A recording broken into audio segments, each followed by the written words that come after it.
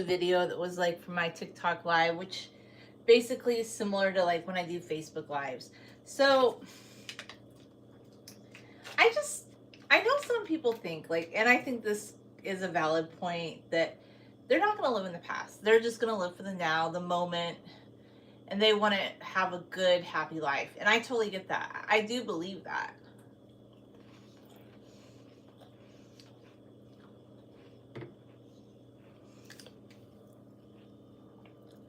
That can be a good way to go through life, because I kind of think sometimes I'll tell story times and I'll be like, oh, like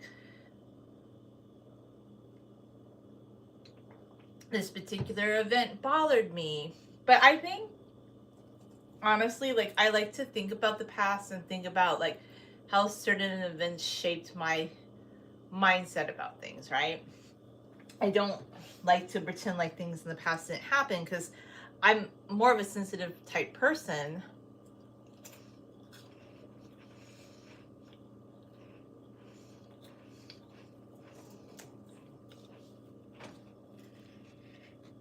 And discussing past events that I feel like hurt my feelings or just bothered me, feel like are things that help me grow into who I want to be. Like I have always been a sensitive type, and I was always more of a progressive type. Not that I want to make my channel entirely about politics, but like I said yesterday, I do think right now, with some things happening in America, that even if you just wanted to be like blissfully unaware of politics and live in your own bubble and just go look at the birds, which is a very beautiful thing, by the way, you just can't entirely be that way.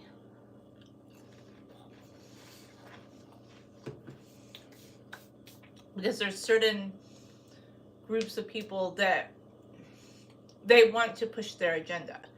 And the irony of ironies of this was, it's like conservative, extreme neocon, MAGA people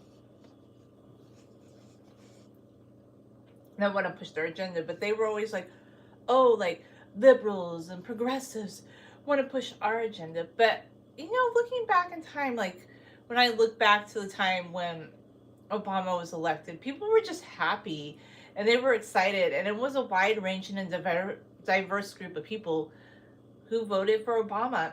And the people that voted for Obama, I never saw them like go to John McCain's, like people writing about John McCain and being like, oh, like I'm sad. Oh, actually, I went live on TikTok, not on YouTube. I thought I was on YouTube. So yeah, they were never sad about it. They were never like, oh my gosh, like heaven forbid, you know. No, I am on YouTube. I'm on YouTube. Pretty sure. Like they were never like, oh my gosh, like how sad.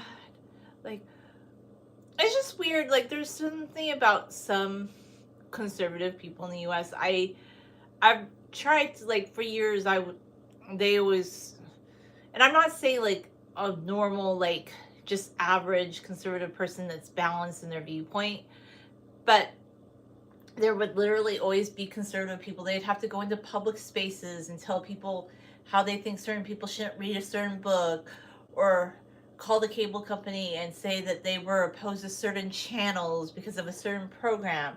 And what I don't really get about all that is there are actually people that live in our society that are completely cut off from the world, and they're called Amish, you know, like the Amish people. I mean, that's kind of changing a little bit.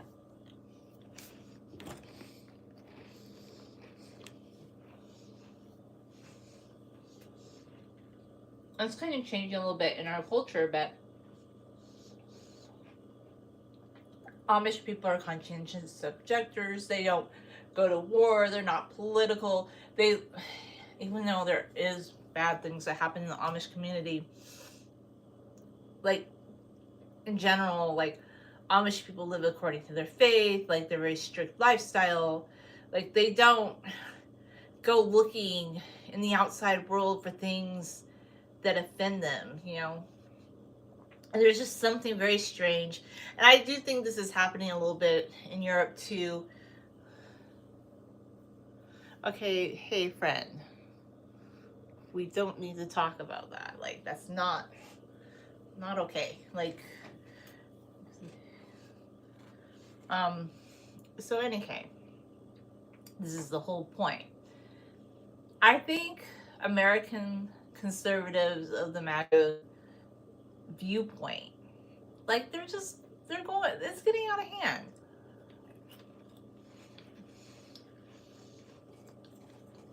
But, you know, at the end of the day, if they want to spend their entire lives championing after somebody who only thinks about himself, aka Trump, whatever, I don't think their policies are the best. But I also feel like MAGA people are some of the most inhospitable people. And it kind of just made me, I know there's a lot of different people that voted for him, but there's just a lack of like hospitality and kindness and sense of community in this new normalcy that is the divide and conquer politics of 2025. I'm not, because it's just like there's always been like this deep hatred of like progressive people that lean more left politically, and some of them can actually be conservative religiously, and it's just strange. I just feel like there's this obsession and this hatred, and I don't like the culture war. I don't want to be part of the culture war. So I know, like, I had a whole talk about it yesterday, but it was something I just wanted to kind of, I guess, address on social media. But if I could have just went back and did it, like, in a healthier way for me, I think when I stopped doing collaborative live streams with certain people that have political beliefs that don't align with me, I would have just not looked back. I would have, like, been curious about anything they did. And so what? They use other people, and they've used some footage of me, like, to talk about some point to say, oh, like, I'm not as enlightened as they are. Well, it was no surprise. Like, the person I used to do live streams with me, she always implied, like, and hinted that she never really respected me. I think the only reason she was friends with me was because I was the only person that was around. The only person that kind of would, like, do a live with her continuously. And I think that's all it was. You know, the best thing that ever happened was for me to realize that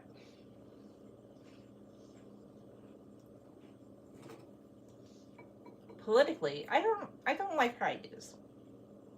And she always wanted people to accept them. And I was already becoming more and more disenchanted before I stopped doing a live with her. But I think I got way too into it yesterday, because at the end of the day, whatever she wants to do with her life and whatever direction she wants to take her channel, that's her business, you know? It doesn't really have any bearing on my life. But I think it's just like this whole dialogue that there are a lot of very liberal, left-leaning people. They just basically, like, they block people. They just don't talk to, like, conservative people. And I've been the kind of person that I actually talk to everybody. And I was actually open to, like, being, like, discovering, thinking about libertarianism. And I'm like, why did I even bother? Because the average conservative and the average liberal person, they just are like, they're more locked into their belief than they are in talking to. But I've always just talked to people, and I've always been, like, interested in why people thought certain things. But, you know, research shows that people are more likely to get divorced and change their political party. And people are just so locked into their belief. Although I think Trump's like an outlier, because there's been people who voted for both Obama and Trump, same people. But, you know, different messaging, different branding. But at the end of the day, Trump is just irreverent. He's not somebody that you can look up to and respect. He's very silly. He's very over the top. I'm not a fan of him, but I don't even think he's running the show, okay? I don't. I think he is in some state of cognitive decline, and I think he had a little bit of an ego and he wanted to be reelected. And I think he felt a little slighted by what happened in 2020 and he just couldn't let it go. And being reelected was like something that was really like he was very honed in on. You know, he does have a lot of self-actualization. Like somebody made a good point once that we should all have the delulu that Trump has in our lives. Although I don't think I would want to live that way, you know. I feel like sometimes it's just a little too delulu. But there's a lot of people that buy into it, and it's a very American thing. Because I've been trying to think about like what is it about Trump that appeals to people so much? And I think it's the delulu because I believe in life, liberty, and the pursuit of happiness, but there's always been a bit of delulu when it comes to like pursuing the American dream. Like, have you ever seen shows like, okay, I know American Idol started as a show in Britain, like Britain's Got Talent, and it morphed into American Idol here in the US, like a spin-off, right? But there's just like that show, American Idol, really tapped into American Delulu because there's a lot of people that think that they deserve to be famous even though they're not super talented. Like there would be people that went on that show that could not sing, period. But they actually believed in their hearts of hearts that they were like a wonderful singer and that they were so talented and they deserved to get a deal, and they had people that were backing them up. And I would say that's the same energy that Trump brings to the White House. Okay, he's the same. Like he hasn't read about American history. He's not well versed. He's not articulate. He's none of those things. But he's always been brash, over the top, and had extreme self confidence. I don't know if I'd want to be like that, but I think even though I believe in the American dream and the idea of it is a little bit harder to attain nowadays. I've been thinking about this recently. I'm like, why is Trump so popular with so many people? Like, what is it about him? And I think it's American delulu. Like this delulu, this delusion that if you want something hard enough that you can have it, even if you're not qualified for it, even if you don't have the background for it, it's like you deserve it if you see it. And I think that's why somebody like him was elected twice. You know, I know he believes that he won the election in 2020, which he didn't, but you know, it wasn't a good election year anyway. And that's another thing, like going back to it at the end of the day, where politics kind of, it's good to be aware of things happening in this country, but at the end of the day, I don't really love spending too much time on politics because there are a lot of Republicans like that obviously they wanted this big beautiful bill and they wanted to defund social safety nets for their constituents. And these are people that elect them and put them in office, which is you, the American people. And I question, like, why do you want to take your taxpayer dollars that you've paid into? Many people worked all their lives paying into these social safety net programs and put the monies towards tax breaks for higher income Americans, to promote war abroad and all these different things that don't benefit us. Oh, and take out more loans to like swell the national debt. I mean, I don't think like getting the national debt under control is really possible at this point for either political party, but that used to be the Republican talking point, that they were about balancing the budget, but they haven't been able to do it. And now they're going to grow the budget. But hey, I don't know, it's American theater. But this time it doesn't feel very theatrical because it's going to put people at risk. And I just don't believe that's who we should be as a people, you know. No, I don't listen to MSM, dear. I read articles and I think for myself. So I don't know what MSM is, but it's not something I spend my time doing. Okay? You know, do you ever read the BBC? Do you ever read New York Times? Do you like go on Newsbank and read news articles? Like, let's look beyond. I read the bill and it's going to defund social safety nets, small cuts. Don't fall for the delulu. Don't fall for the delulu. There were 2 Republicans that voted against it because it's not going to do what you think. And all these people, they're going so hard for it. But you don't care about your fellow American. You just don't, okay? You just don't care. And you can say, oh, did you read the bill? It was a horribly drafted piece of legislation. It's not good for the American people, but Jules B is okay with that. Maybe they benefited from it in some way. I don't know. But here's the thing. Here's the point at the end of the day. At the end of the day, um, I was trying to make my channel less political, but you have Republicans that are foisting politics on people who don't even want to be politically involved. But I think what's going to happen is this. And even though I'm not a fan of Elon Musk, he did say he's going to fund many politicians to like help Republicans lose their midterm elections. So I don't know. It goes back and forth. This is a horrible piece of legislation. We were actually becoming much better with our healthcare system in the US, where it was becoming much more equitable to where people could afford. Oh, it's going to make cuts for people that were below the threshold for state funded healthcare to be able to afford healthcare that was a little bit better in their price point. Oh, but the funding for that is gone. Oh, and they cut funding for like riding your bike to work and things like that. But defense contractors and money to other countries, that's okay. Yeah, irony. We're sending money to countries that actually believe in like universal health care for their population. And yeah, funny. Yeah, let's go away. That's not what we're all about here. Uh, Thanks for watching, and just don't believe everything the MAGA tells you, and don't follow them blindly. And I do think a lot of this has to do with the American Delulu that's being promoted, you know.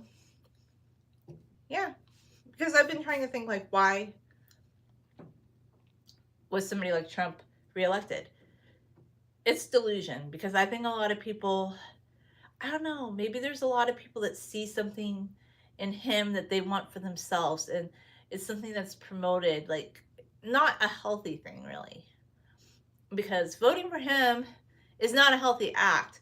Following what he's doing is not a healthy act, and it's not good for our economy, just like the tariffs aren't. Mike Pence, who's very conservative, extremely conservative, has come out saying that he kept Trump from implementing the tariffs during his first term. So there you go, SpaghettiOs. Like, you had actual conservatives that were much more fiscally responsible first time around. The people advising him now, they don't care. They just want to pass the legislation, put their name on it, and get a tax break because they benefit. Everybody that signed, that said yes for that bill, has a benefit for some reason, and they're okay with hurting their constituents. So if they're not reelected in the midterm elections, we know why. Yeah, so you do have to sort of be aware of what's going on at the moment. You can't be completely blind to politics because, well, we have a Congress that just passed a bill that's going to defund health care, school lunch, social safety nets, housing. And yes, this will hurt Americans. And I'm not one of these people that's like thinking people take away from me. I'm not one of these people that's like, oh my gosh, like you took away from me. Like, I believe in social safety net society. Sorry. And that's not a socialist viewpoint. That's just a centrist, like ethical citizen viewpoint. But you know, this is not a libertarian channel. I'm somebody that was led to believe that libertarianism was a good thing for a bit, but I regret that. And I guess I just wanted to share a bit of my story so that you don't fall for the libertarian lion trap. It's a trap. Thanks for watching.